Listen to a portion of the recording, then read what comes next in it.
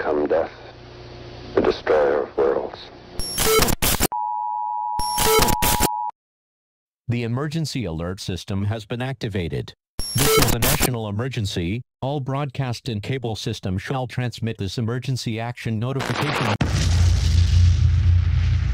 Dude, this thing with Russia is just like the craziest thing in the world. Like, the idea that we're actually flirting with a nuclear conflict with Russia is the most important priority in the history of humanity, is that America and Russia do not go to war. There's nothing more important than that. Yesterday's debate between President Biden and President Trump, a lot of people are saying, oh my gosh, President Biden comes across as so old. What about his performance? It's not the most important thing that we should be paying attention to. The problem isn't that he's just old. The problem is he's insane. Only a madman would not consider a nuclear holocaust, a nuclear war, as an existential threat. He said, quote, the only existential threat to humanity is climate change, end of quote. The only existential threat to humanity is climate change. We are very, very close to World War III, and he's driving us there. That's it. We'll destroy the human species if we do this. And yet there's this war right on Russia's border, and there's no effort to negotiate going on.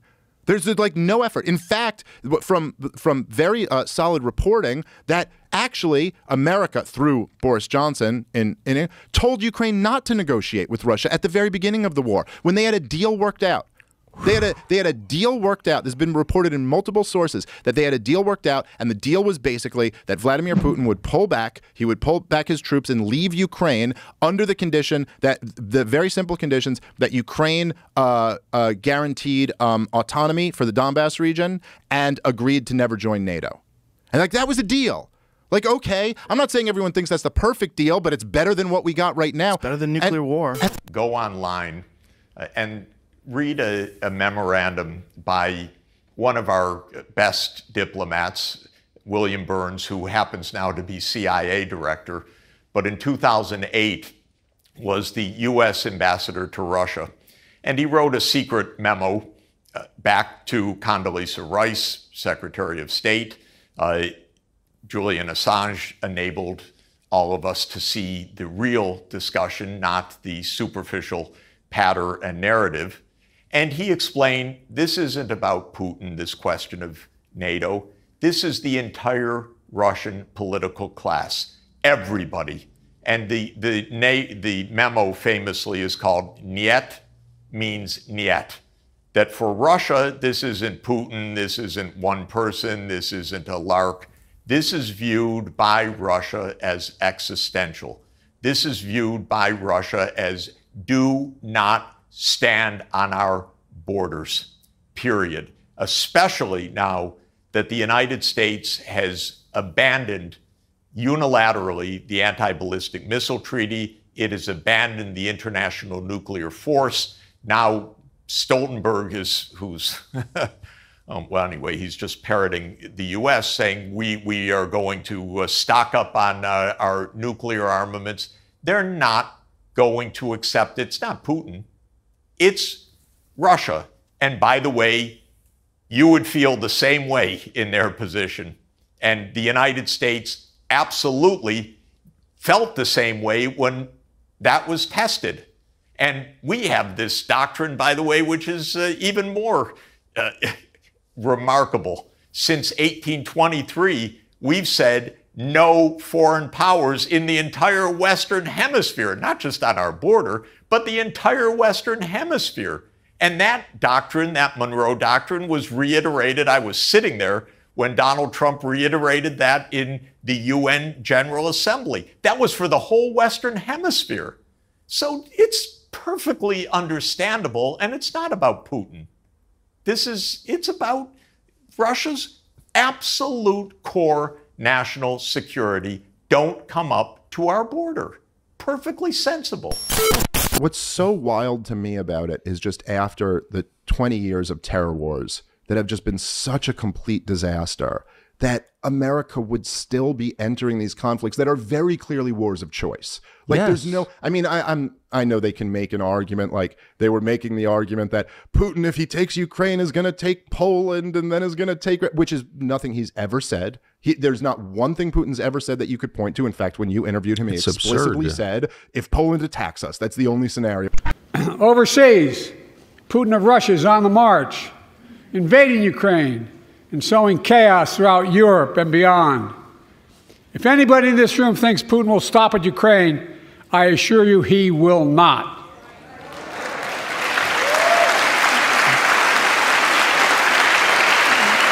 But Ukraine,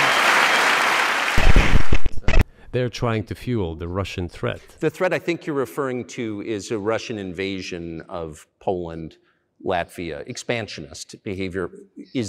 Can you imagine a scenario where you sent Russian troops to Poland?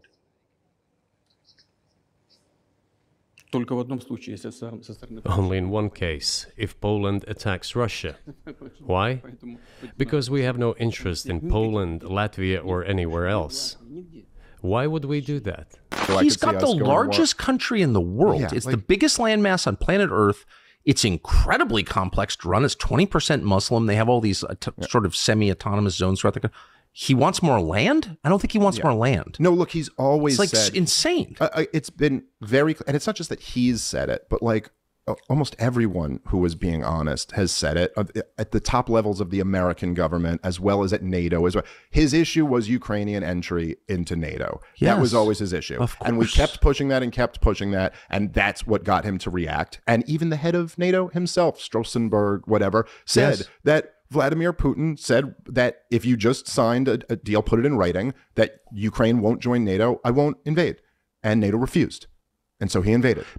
But to say he was unprovoked, the promise when the Soviet Union collapsed in 1991, and this was like verbally promised and put in writing, was that NATO would not expand 1 inch to the east. And NATO at that point, the line then was through Germany, right? Like the western half of Germany was in the west and the eastern half was with the Soviet Union. And they were like, we'll let all of these nations, secede and the Soviet Union will collapse and we're giving up on communism. It was one of the greatest things that ever happened. And the deal was, okay, you do that, then we won't move NATO. We won't move our military alliance into your area that used to be your realm of influence. And every single president since then has moved NATO east to the point that NATO is now on Russia's border. I think the one place where the greatest consternation would be caused in the short term for admission, having nothing to do with the merit and preparedness of the country to come in, would be to admit the Baltic states now in terms of NATO-Russian, U.S.-Russian relations. And if there was ever anything that was going to tip the balance, were it to be tipped in terms of a vigorous and hostile reaction, I don't mean military, in Russia, it would be that. And in Ukraine, even though they didn't officially join NATO, there was always talk of it. Kamala Harris, right before the start of the war, said we're looking to put Ukraine into NATO. And they put under George W. Bush, they put in Poland these dual-use rocket launchers. There's a big complaint that Vladimir Putin has that he's like these can be used to get nukes here in a matter of minutes. Like this is like a threat to us that we cannot tolerate. And then in 2014, there was a coup in Ukraine that was completely led by the West. The Ukrainians don't want NATO enlargement. The Ukrainians don't want it. They're against it. The public opinion said, no, this is very dangerous. Neutrality, it's safer. We're in between East and West. We don't want this. So they elect Viktor Yanukovych, yes, a president that says, we'll just be neutral. And indeed, at the end of 2013, the U.S. absolutely stokes a crisis that becomes an insurrection and then becomes a coup. And I know, again, from firsthand experience, the U.S. was profoundly implicated in that. But you can see our senators standing up in the crowd like if Chinese officials came to January 6th and said, yes, yes, go. How would we like it if Chinese leaders came and said, yeah, we're with you 100%. American senators standing up in Kiev saying to the demonstrators, we're with you 100%. Victoria Nuland famously passing around the cookies, but it was much, much more than the cookies, I can tell you. And so the U.S. conspired with a Ukrainian right to overthrow Yanukovych, and there was a violent overthrow. It started in 2014. That was the outbreak of the war, was a violent coup that overthrew a Ukrainian president that wanted neutrality. When he was violently overthrown and his security people told him, you're going to get killed. And so he flew to Kharkiv and then flew onward to Russia that day. The U.S. immediately, in a nanosecond, recognized the new government. Oh, this is a coup. This is how the CIA does its regime change operations. So this is when the war starts. I don't know if you've ever heard, but like I think I sent you actually once the tape of Gideon Rose, who was the editor for Foreign Affairs magazine on the old Stephen Colbert Report show back when Colbert was hilarious, and he was just openly bragging about what the game makes the right choice. Christ. So it's just all these George Soros funded NGOs were funding the militias on the ground who were overthrowing the government, and then there's a tape of Victoria Nuland, who's was at the State Department at the time, one of the top people at the State Department. And she was basically talking about who would be the new government that took over, who America didn't want in, who we did want in the new government. In early February of 2014, as the Maidan crisis was getting more violent, there was a phone call that was intercepted. It was a call between the Assistant Secretary of State for European Affairs, Victoria Nuland, and the U.S. Ambassador to Ukraine, Jeffrey Pyatt. Questions of credibility are being raised after a private chat between two top U.S. diplomats was leaked online. I think Yats is the guy who's got the economic experience, the governing experience. He's the guy, you know, what he needs is Klitsch and Tony Book on the outside. I just think Klitsch going in, he's going to be at that level working for Yatsenyuk. It's just not going to work. Yeah, no, I think that's right. Okay. Good. Well, do you want us to try to set up a call with him as the next step? Sullivan's come back to me, VFR, saying you need Biden, and I said probably tomorrow for an attaboy and to get the deets to stick. So okay. Biden's willing. So you had this remarkable phone call where you have these two senior officials of the U.S. government apparently talking about a coup or how they were planning to restructure the government of Ukraine. Fuck the EU. No, exactly. So it's not, what happened basically was, as Gideon Rose was even saying, the Ukrainian government was kind of siding with Russia, or at least a lot more pro-Russia. And then we overthrew that government and installed a pro-America government. And this to Putin, he had said over and over again, was a huge red line for him. Like Ukraine was the big line. And you could imagine, take it from our point of view, if like Russia was coming over here and overthrowing the pro-America government in Montreal and installing a pro-Russia government there. Right. And, this would be seen as, would you call that an unprovoked attack? Right. If we were to go in there and then go overthrow that government? Jesus so, again, I'm not justifying what he's doing, but, and then the other thing to this, right, is that there's two things, involving Ukraine, that were very big, that happened very recently in American history, that very much connect to this war. And one is that our last president was impeached over a thing with Ukraine. And, what was that? And then the other thing is, the current president's son was getting paid millions of dollars from a company, Burisma, in Ukraine. These things all connect.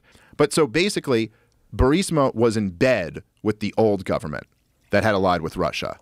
And so when this government was overthrown, they were very worried because they were like, oh, we were in bed with the old government and now there's this new government who's in there. And so instead of bribing the new government, they just went right to the source and bribed the son of the sitting vice president. Joe Biden, when he was vice president, was in charge of Ukraine policy. Oh, my God. So they just went, that was why they put him there. And then they put some other CIA guy or something like that on their board. They're just paying him money to just be like, hey, keep us in with you. And then Trump was telling them to investigate all of this shit. He got on the phone with them and was like, I want to investigate everything that was going on with Joe and Hunter Biden in Ukraine. An example, I was... Not but it just happened to be that was the assignment I got. I got all the good ones, so I got Ukraine, and I remember going over convincing our team, or others, to convincing us that we should be providing for loan guarantees. And I went over, I guess, the 12th, 13th time to Kyiv, and I was supposed to announce that there was another $1 billion loan guarantee. And I had gotten a commitment from Poroshenko and from Yatsenyuk that they would take action against the state prosecutor, and they didn't. So they said they were walking out to press conference. I said, no, I said, we're not going to give you the $1 billion. They said, you have no authority. You're not the president. The president said. I said, call him. I said, I'm telling you, you're not getting the $1 billion. I said, you're not getting the $1 billion. I'm going to be leaving here. And I think it was, 6 hours? I said, I'm leaving in 6 hours. If the prosecutor's not fired, you're not getting the money. Oh, son of a bitch. Got fired. And they put in place someone who was solid at the time. Biden was receiving $1 million a year to be on the board of Burisma with no expertise, no known expertise for an oil company.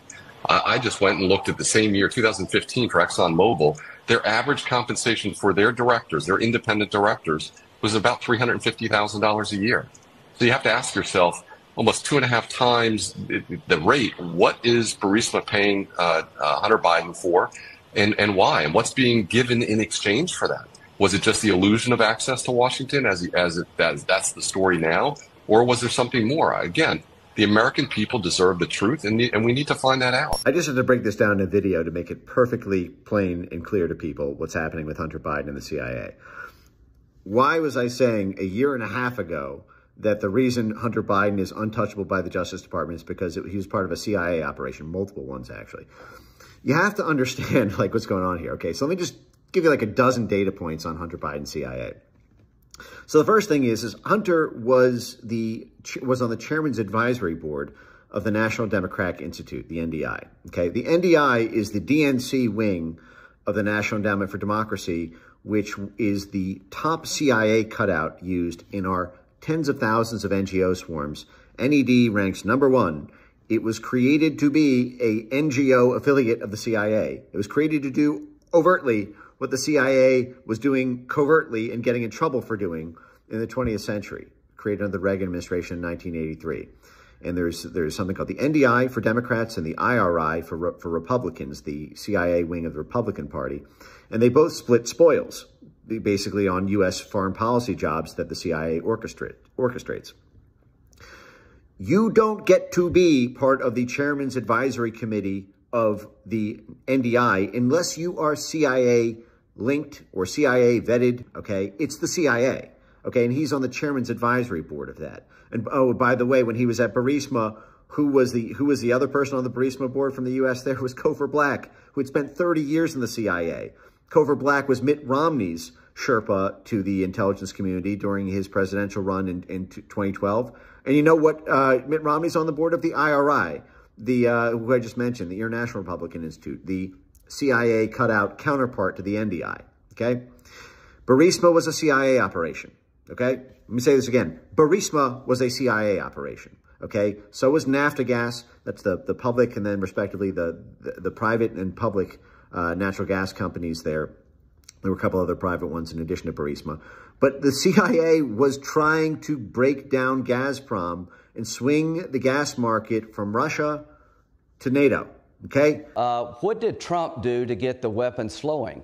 He created a loan system. They're sitting on $10 to $12 trillion of critical minerals in Ukraine. They're sitting on $10 to $12 trillion of critical minerals in Ukraine. They could be the richest country in all of Europe. I don't want to give that money and those assets to Putin to share with China. If we help Ukraine now, they can become the best business partner we ever dreamed of. That $10 to $12 trillion of critical mineral assets could be used by Ukraine and the West, not given to Putin and China. This is a very big deal how Ukraine ends. Let's help them win a war we can't afford to lose. Let's find a solution to this war. But they're sitting on a gold mine. To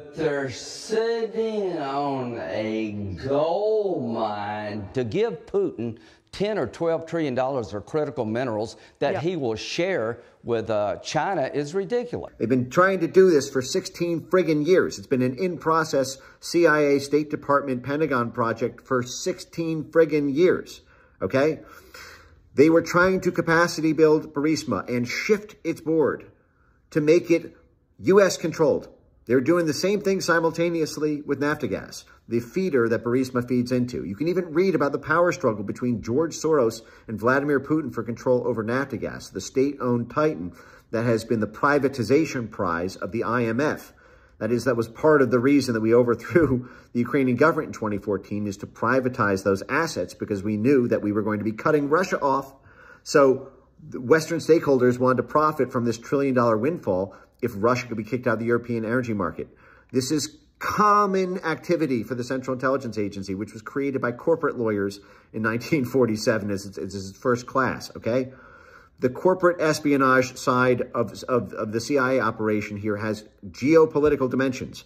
If you kill Russia's energy exports, you kill their military, which means you kill their ability to run air defense systems to Syria. You kill their ability to run small arms to sub-Saharan Africa to oppose, U.S. control over lithium and cobalt and copper and aluminum and gold and oil and gas there too.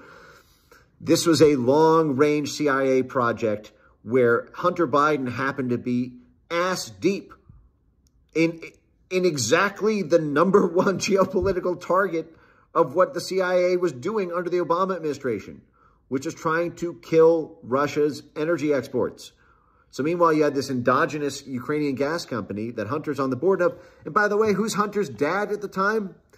It's Joe Biden, the vice president in charge of the Ukraine portfolio. But Joe Biden spent 30 years on the Senate Foreign Relations Committee, 10 years rotating between chairman and ranking member. That is the coordinating wing of the Senate with the State Department and the CIA, okay? Specifically Central and Eastern Europe. Joe Biden was hugely involved in the Yugoslavia operation in the late 1990s and breaking that up, which again was a CIA job. But then the other story about that is that ultimately Trump caved and he sent in the weapons to Ukraine.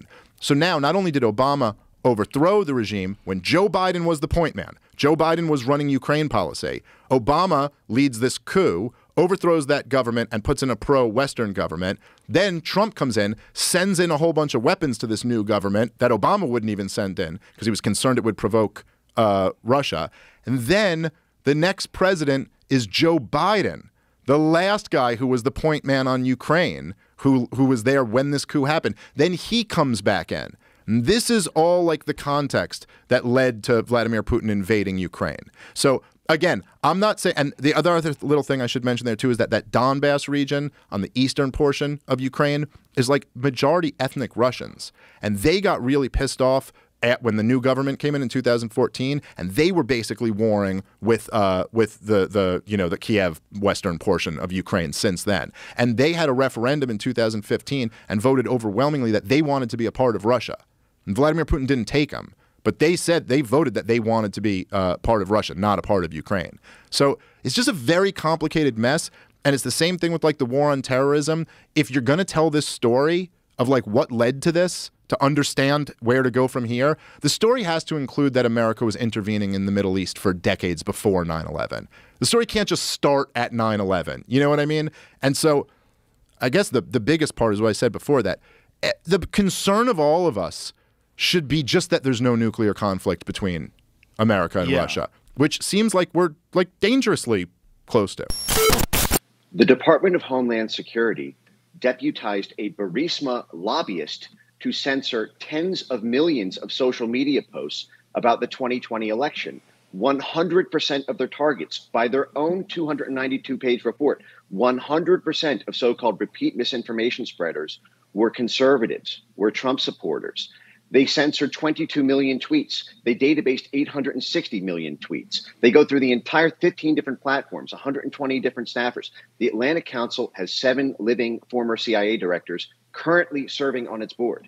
Just so you know their names, it is Michael Hayden, James Woolsey, Leon Panetta, David Petraeus, Michael Morrell, William Webster, and Robert Gates. And to that list, you can add Porter Goss, who just joined Chris Krebs's new censorship venture. Chris Krebs was leading the DHS censorship division at CISA. So that's 8. Many people don't know 8 former CIA directors are still alive, let alone all concentrated in the same locus deputized to censor the 2020 election.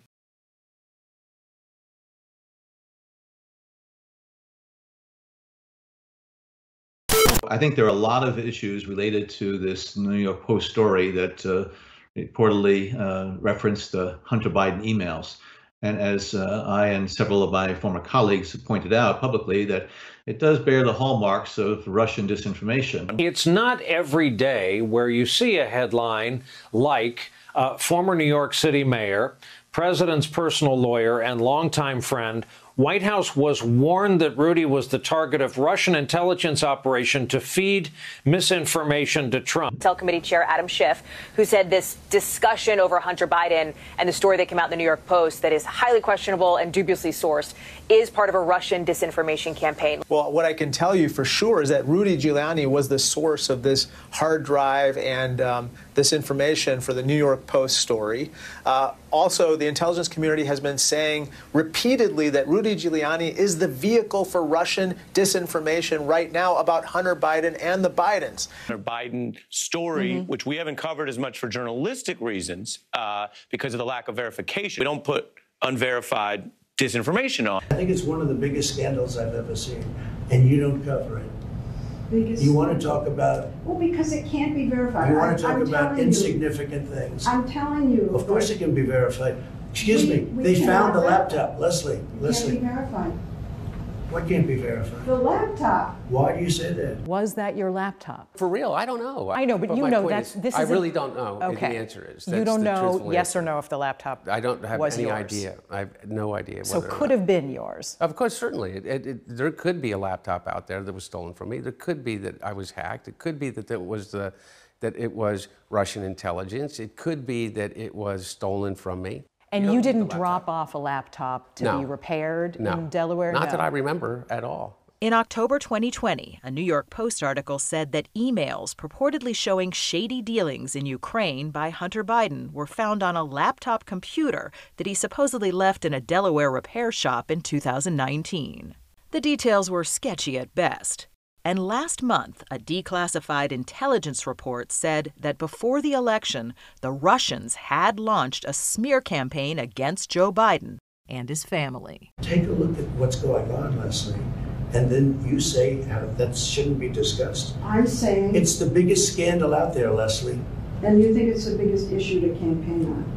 Does it surprise you at all that this information Rudy Giuliani is peddling very well could be connected to some sort of Russian government disinformation campaign? And, you know, the idea that the president, that the White House counsel and others were made. Well, we know that this whole smear on Joe Biden comes from the Kremlin. That's been clear for well over a year now that they've been pushing this false narrative about the vice president and his son. Clearly, the origins of this whole smear are from the Kremlin, and the president is only too happy to have Kremlin help in trying to amplify it. To call Biden a criminal. Why is that? He is a criminal. He's a criminal. He got caught. Read his laptop. And you know who's a criminal? You're a criminal for not reporting it. You are a criminal for not reporting it. Let me tell you something. Joe Biden is a criminal, and he's been a criminal for a long time. And you're a criminal in the media for not reporting it. Good luck, everybody. Have a good... 50 former national intelligence folks who said that what he's accusing me of is a Russian plan. They have said that this has all the 5 former heads of the CIA, both parties, say what he's saying is a bunch of garbage. This is classic Trump. We have 4 days left, and all of a sudden there's a laptop. There's overwhelming evidence that from the intelligence community that the Russians are engaged. It's the last-ditch effort in this desperate campaign to smear me and my family. The vast majority of the intelligence people have come out and said there's no basis at all.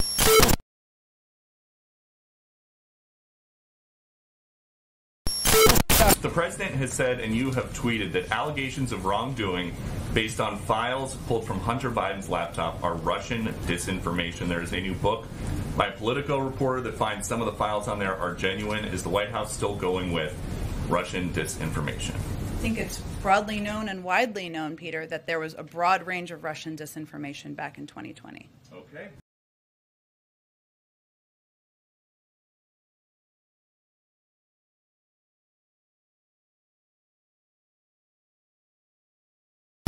And so the fact of the matter is, I mean, Kristen, I'm going to use this time because this is actually about you in the media and the corrupt media establishment. Ask you, the Trump-Russia collusion hoax that you pushed on this network for years, was that real or was that Hillary Clinton made up disinformation? Answer the question. Go. Mr. Roberts. This is how we get our country back. We need accountability because this media rigged the 2016 election. They rigged the 2020 election with the Hunter Biden laptop story. Mr. Ramaswamy, and they're going to rig this election. Your time is up. Accountability. Let me turn to Governor Chris. Clarify. Do you think the only reason that we're involved in Ukraine is because of Hunter Biden and Burisma? What is the connection between Hunter Biden and Burisma and our involvement in this war, do you think? Well, look, I think it is a hard fact that a Ukrainian-affiliated company, a Ukraine state-affiliated company, made a $5 million payment to the son of a sitting vice president, who's now the president of the United States, who is now sending $200 billion of aid to a country without ever identifying what the clear national objective is that we're advancing by sending that money. Everything I just told you is fact. Now, it is also further my perspective that this war does not advance American interests. We are further driving Russia into China's hands. We are increasing the risk of nuclear war, and we're depleting capabilities that we may better use in other circumstances. So I think that was the payment to Hunter Biden corrupt? Absolutely it was. Do I think that it has some relationship to our posture towards Ukraine? I think it's likely that it does. And does this affect the way Vladimir Putin may look at the relationship between the U.S. and Ukraine? I think that's a legitimate question to ask, too, because if you're in Putin's shoes, you're saying, wait a minute, here's a country that's paying bribes to the son of the person who's now the U.S. president that's now arming my enemy to the teeth. So, yes, I do think that Hunter Biden has become a geopolitical disaster. Already, his situation with Burisma in Ukraine was the basis for the second impeachment of the last president. And so this guy is a whirling dervish of a disaster in Washington, D.C. There's not some fringe issue anymore that's just a partisan politics tussle. It's having a direct impact on real geopolitical realities in the world, and I think it's a problem, and we've got to get to the bottom of it. Breaking! New GOP report reveals CIA contractors colluded with Biden campaign to frame Hunter Biden's laptop as Russian disinformation. Just because these people are scumbags, I'm going to insert. We have more evidence that Joe Biden crapped his pants on stage than we do that the Hunter Biden laptop is part of a Russian disinformation scheme. I will clarify. I'm not saying Biden crapped his pants on stage. I'm saying there is more evidence that he did than any of these claims from these crackpot spies. The House Judiciary revealed on Tuesday that CIA contractors were among those who colluded with Biden's campaign in 2020 to release misinformation, claiming that Hunter Biden's laptop had all the hallmarks of Russian disinformation. I love that it's always Russia doing it, as if just like literally any other country that hates us doesn't exist, but I digress. The committee shows that high-ranking CIA officials, up to and including then CIA Director Gina Haspel, were made aware of the Hunter Biden statement prior to its approval and publication. They further state that because several former senior intelligence officials signed the statement, the PCRB sent the draft statement to the CIA's then chief operating officer, Andrew McRittis, who said he subsequently informed then Director Haspel and then Deputy Director Vaughn Frederick Bishop that the statement would be published soon. Senior CIA leadership had an opportunity at the time to slow down the CIA's process for reviewing publication submissions and ensure that such an extraordinary statement was properly vetted. The implication from the committee is that this did not happen. In fact, CIA contractors, including Michael Morrell, were on active contract with the CIA at the time of the Hunter Biden statement publication. Morrell was the one who penned the letter after being contacted by then Biden campaign senior advisor and asked to do so. I'm sorry. To me, that doesn't sound like CIA contractors colluded with the Biden campaign. That sounds like the CIA staged a coup against a sitting president. It's lying to the American people, and it's the government putting its finger on the scales for a candidate. This is in violation of every single law about the government having anything to do with elections. The reason why all the states run their elections is because the federal government isn't supposed to have an opinion about who does or does not get elected. They're not supposed to get a say. So the fact that they actually put their finger on the scale means that it's illegitimate.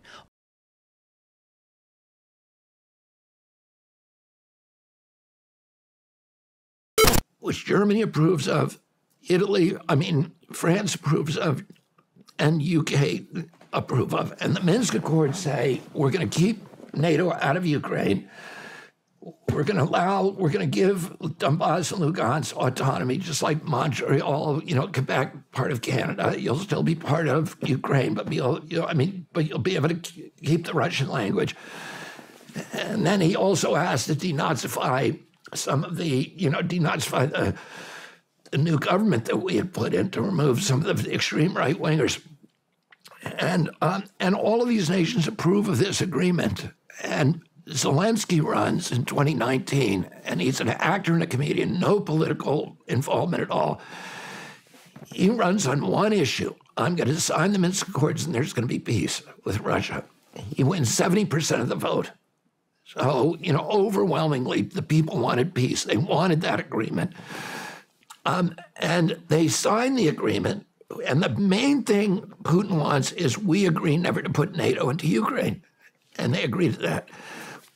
We signed that agreement, and Joe Biden sends Boris Johnson over from the UK, who's now the former prime minister, to tell Zelensky he's got to tear up the agreement because we wanted the war. And Zelensky tears it up. And, since then, there's probably been 600,000 Ukrainian kids who have died over there. Putin's understanding, completely correct in this moment, was I'm not letting NATO take my naval fleet and my naval base in Crimea. Are you kidding? The Russian naval base in the Black Sea, which was the object of the Crimean War, and in its way is the object of this war, in Sevastopol, has been there since 1783. And now Putin's saying, oh, NATO's going to walk in? Hell no. The Russians have been invaded 3 times through Ukraine.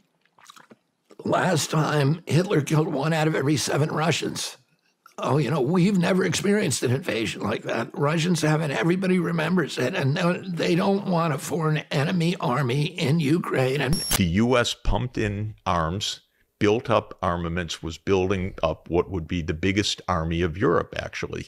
A huge army that Russia was watching. What are you doing? You're not honoring Minsk. You're building up this huge Ukrainian army. Paid for by NATO. Paid for by the United States, basically, yes. And in 2021, Putin met with Biden. And then after the meeting, he put on the table a draft Russia-U.S. security agreement. He put it on the table on December 15th, 2021. It's worth reading. Very plausible document. I don't agree with some of it. It's a negotiable document, something you would negotiate. I thought the core of it was stop the NATO enlargement. And I called the White House myself at that point and said, don't have a war over this. Who'd you talk to? I talked to Jake Sullivan, and I said, don't have a war over this. We don't need NATO enlargement for U.S. security. In fact, it's counter to U.S. security. The U.S. should not be right up against the Russian border. That's how we trip ourselves into World War III. Again, to use the analogy, if Mexico and China want to put Chinese military bases on the Rio Grande, the United States has no right to interfere. And no interest in it. And no interest in it, and no bilateral. And this was the formal U.S. response in January 2022. So, unprovoked, not exactly. NATO was established to defend against the Soviet Union. Right. So why did it continue?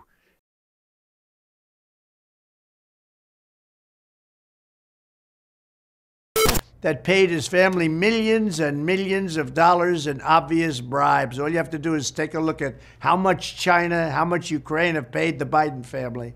It's a total disgrace and a very dangerous one. Under these circumstances, the notion that we would even consider admitting Ukraine into NATO at this time is completely unhinged. Joe Biden can't even walk up a flight of stairs on Air Force One, and he can't put two sentences together. Continue to move until we get the total ban on the total initiative relative to what we're going to do with more Border Patrol and more asylum officers. President Trump? I really don't know what he said at the end of that sentence. I don't think he knows what he said either. Look, the last thing that this incompetent administration should be doing is risking war with a nuclear-armed Russia. Well, President Biden also trying to cool tensions over the use of American weapons to strike inside Russia. Biden is clarifying American-made missiles are only being used by Ukraine for tactical strikes along the Russian border with the limited purpose of protecting Kharkiv. Now, that's Ukraine's second largest city. In response to those strikes, Russian leader Vladimir Putin is threatening to supply Russian allies with weapons to strike Western targets. He also repeated his warning that he'll turn to Russia's nuclear arsenal if he feels threatened.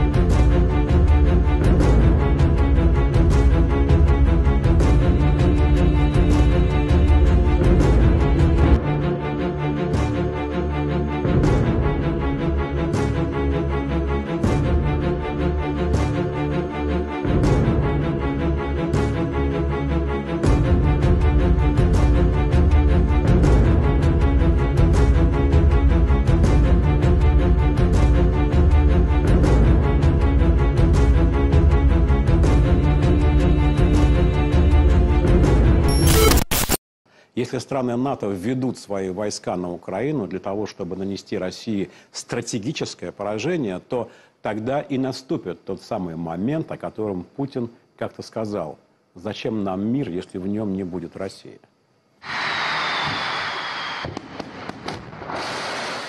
Тогда уж от нас полетит все и везде. И сарматы, и ярсы, и авангарды. Уже в прицелах американские центры принятия решений и пусковые установки на суше и на море. I find that phrase rather chilling. First they list the brand names of some of their artillery, and then the news anchor explicitly says certain American sites are already in our crosshairs. Францию, как ядерную державу, придется мгновенно разоружить. Right, France, you're out of the picture, you're going down. Британские острова просто уйдут под воду. Технологии для этого имеются. И мы о них как-то рассказывали. Но лучше до такого не доводить. И это не пропаганда. The British Isles will simply go underwater. Checks map. Wait a minute! I live in the British Isles. What terrifies me about this is Russia are a military superpower with a long, successful military history. If we continue to threaten them and engage them in some purgatorial Afghanistan-style nightmare, using Ukraine as a vassal state to drain the resources of Russia in order to establish a unipolar power on behalf of the United States, but more specifically their globalist corporatist interests that have clear alliances with NGOs and 3-letter, 4-letter nightmares like the WHO and NATO, you'll ultimately arrive at a point where Putin will say there will be a nuclear war. What is most astonishing about the ongoing escalation of hostilities between NATO nations, Ukraine and Russia is that you and me, people that haven't had the privilege of a Harvard education, people that don't have access to Pentagon files, people that aren't on the inside of the deep state military industrial complex machine would say, if you keep provoking Russia, won't that lead to a nuclear war? Well, guess what? It looks like it actually might. And I'm also pleased to announce that as we speak, the transfer of F-16 jets is underway. Coming from Denmark, coming from the Netherlands, and those jets will be flying in the skies of Ukraine this summer to make sure that Ukraine can continue to effectively defend itself against the Russian aggression.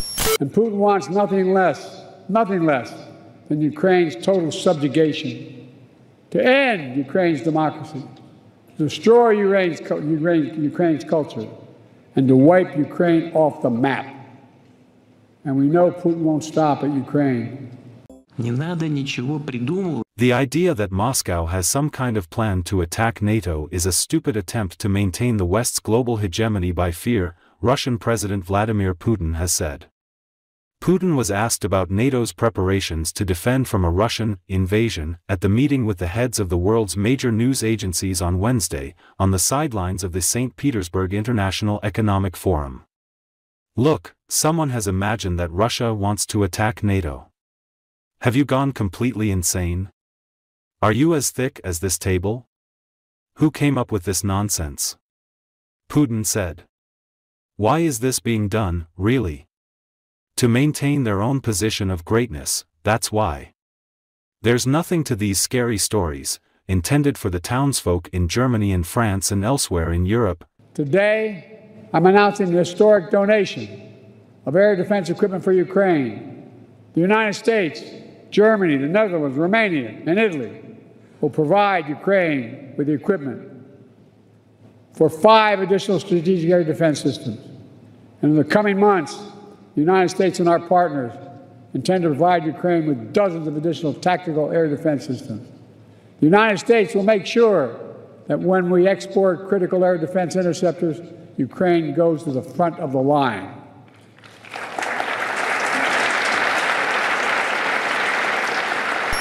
What we do, the fact that NATO is now taking over the coordination of most of the international aid and training is important also to help Ukraine move towards NATO membership. The fact that we have a long-term commitment moves them closer to NATO membership. Everything we do on interoperability, ensuring that Ukrainian armed forces meet the NATO standards, the NATO doctrines, also help them to move closer to membership. We are agreed to establish a new joint analysis and training center in Poland that will help us to move closer. And of course, the fact that allies are, for instance, delivering F-16s and many other types of weapons, that doesn't only mean that we're delivering F-16s, but that comes with a lot of training. Where we will then share our doctrines, our thinking, and that will also help them to build a future air force, which will then be absolutely interoperable with NATO.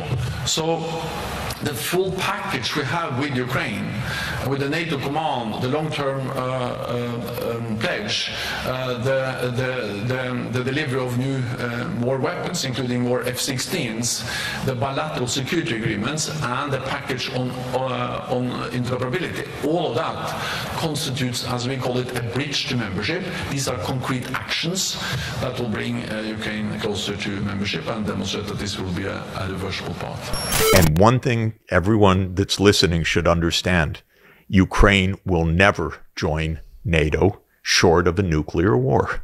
But we hear talk about nuclear war these days. We hear we're not going to be blackmailed by this nuclear threat and so forth.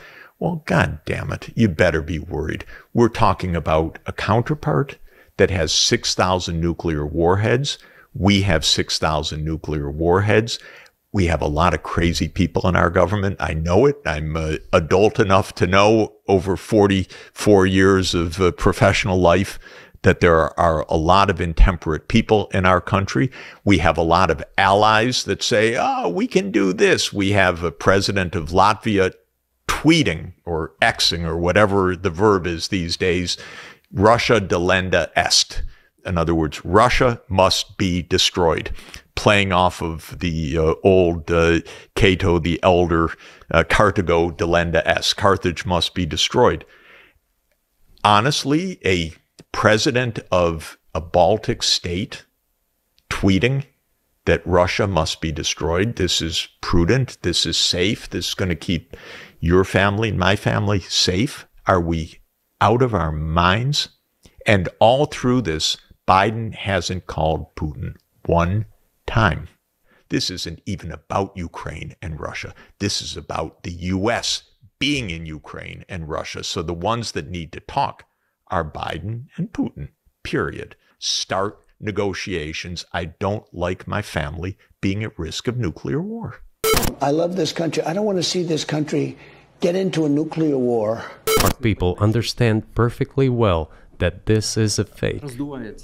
They're trying to fuel the Russian threat. The threat I think you're referring to is a Russian invasion of Poland, Latvia, expansionist behavior. Can you imagine a scenario where you sent Russian troops to Poland?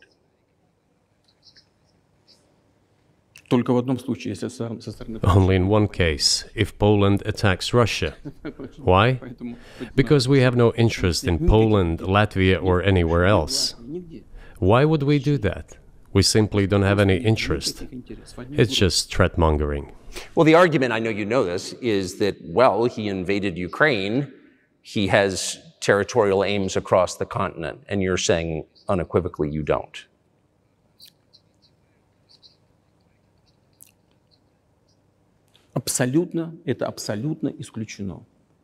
It is absolutely out of the question. You just don't have to be any kind of analyst. It goes against common sense to get involved in some kind of a global war. And a global war will bring all humanity to the brink of destruction. It's obvious. There are certainly means of deterrence. They have been scaring everyone with us all along.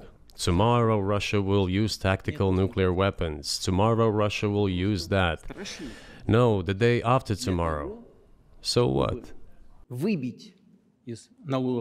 In order to extort additional money from US taxpayers and European taxpayers in the confrontation with Russia in the Ukrainian theater of war.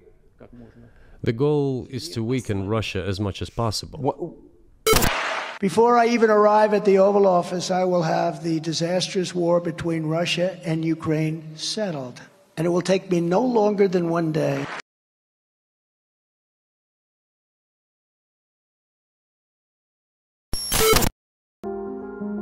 Well, we were on the brink of World War III because Donald Trump took the worst possible option given to him in a slideshow. In this country, we have begun to overestimate the dangers of impeachment and underestimate the dangers of a deranged president retaining control over a nuclear hyperpower. We cannot wait around while Donald Trump is in control of the nuclear weapon. Your objection to potentially going into World War III cannot be procedural. The biggest danger of the Trump presidency is that we are always just a Trump whim away from nuclear war. They say it's World War III, but I'm looking out my window. It's very quiet in those smoking craters out there.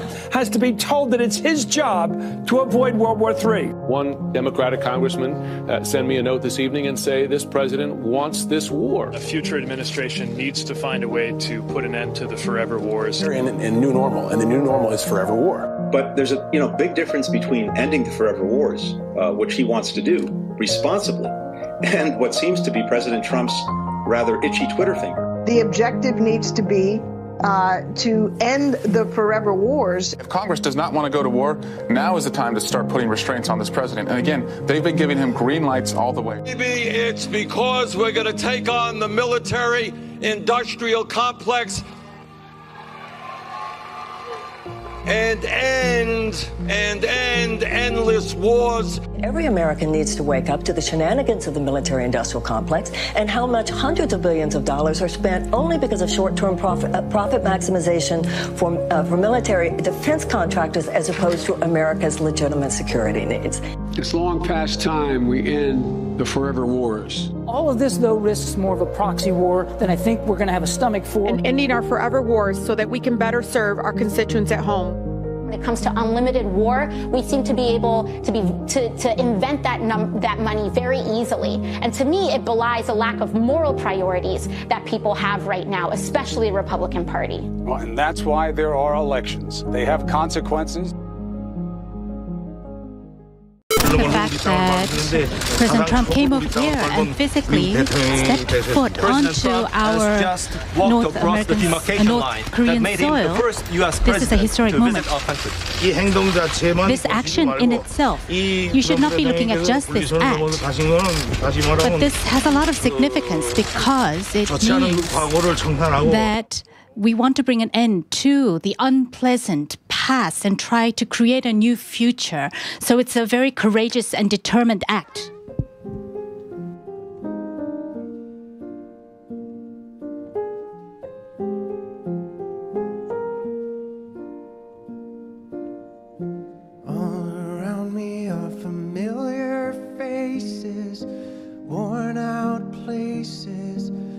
The world has changed because of what Trump has done. And the American people, including independents and some Republicans, know how bad he is, getting close to getting us in a war. Going nowhere. Their tears are filling up their glasses. No expression, no expression. Hide my head, I wanna drown my sorrow. No tomorrow, no tomorrow. And I find it kind of so many of those extremists, those MAGA extremists, take their marching orders from Donald Trump. He's only in it for himself. He's now defending himself in civil actions and criminal actions. And when do they break with him? You know, because at some point, you know, maybe there needs to be a formal deprogramming of the cult members.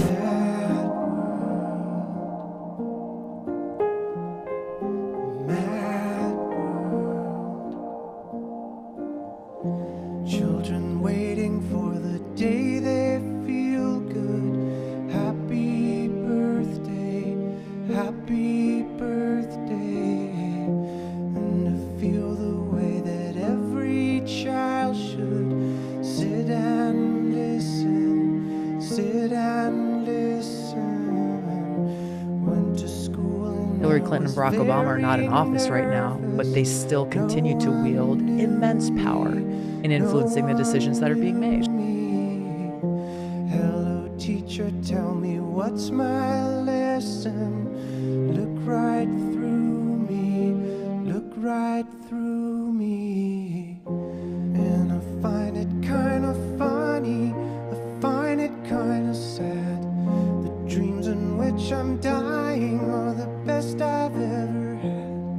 I find it hard to tell you, I find it hard to take. The people run in circles, it's a very, very